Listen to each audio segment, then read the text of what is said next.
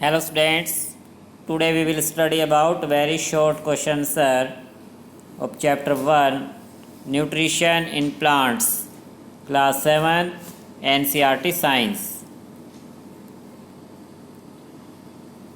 Question number 1, name some nutrients. Nutrients का मतलब है स्टूडेंट्स कंपोनेंट, यानी फूड से मिलने वाले कंपोनेंट्स के नेम हमें बताने हैं।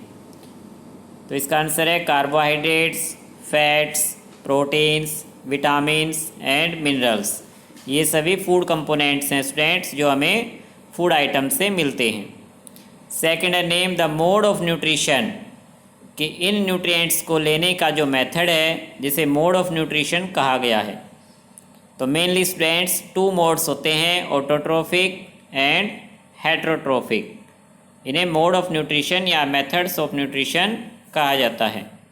Number 3, name other mode of nutrition, कि मेन हमारे 2 मोड से ऑटोट्रोफिक एंड हेट्रोट्रोफिक, इसके अलावा कुछ अदर मोड ऑफ न्यूट्रिशन भी हैं कि कुछ ऑर्गेनाइजम्स उनकी हेल्प से अपने फूड न्यूट्रिशन लेते हैं, जैसे parasitic mode and saprotrophic nutrition mode है। Number 4, give examples of autotrophs. Autotrophs यानी उन ऑर्गेनाइजम्स के नेम जो कि ऑटोट्रोफिक मोड का यूज करते हैं, उन्हें ऑटोट्रोप्स ऑर्गेनाइजम कहा गया है। तो ऑल ग्रीन प्लांट्स, कि जितने भी ग्रीन प्लांट्स हैं वो सभी ऑटोट्रोप्स कहलाते हैं, क्योंकि ये ऑटोट्रोफिक मोड का यूज करते हैं, यानी अपना फूड अपने आप बना लेते हैं, इसलिए इन्हें ऑटोट्रोप्स कहा जाता है। Question number 5, give examples of हेट्रोट्रोप्स।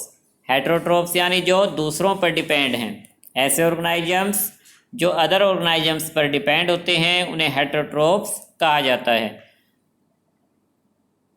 Human beings and all animals, कि जितने भी ह्यूमन बींग्स हैं वो सभी या तो प्लांट्स पर डिपेंड हैं या अदर एनिमल्स पर डिपेंड हैं।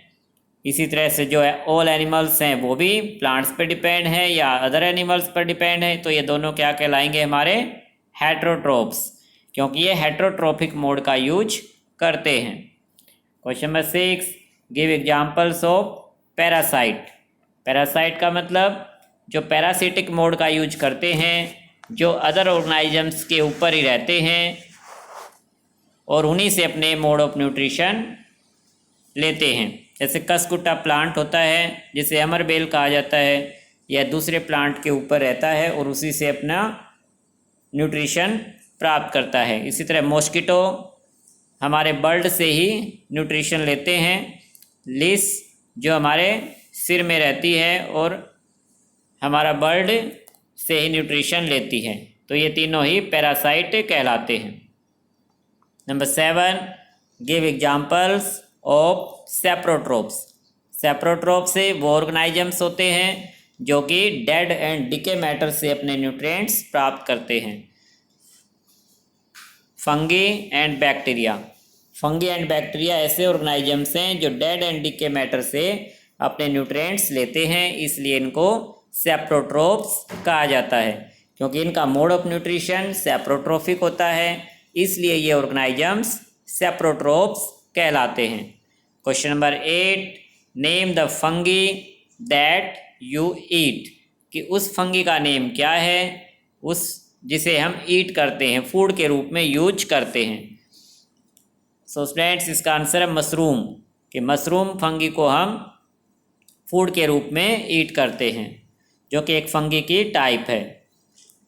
Number 9, which is the ultimate source of energy for all living beings, कि हम जितने भी लिविंग बींग्स हैं उनके लिए सोर्स ऑफ एनर्जी का जो अल्टीमेट सोर्स क्या है।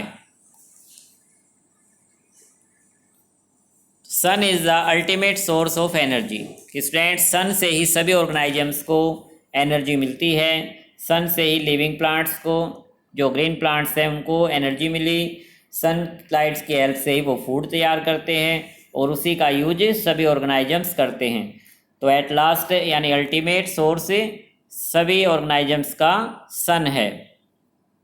Question number 10, name the bacteria which fix A nitrogen into the soil, कि उस बैक्टीरिया का नेम क्या है जो सोइल के अंदर नाइट्रोजन को फिक्स करने का काम करता है।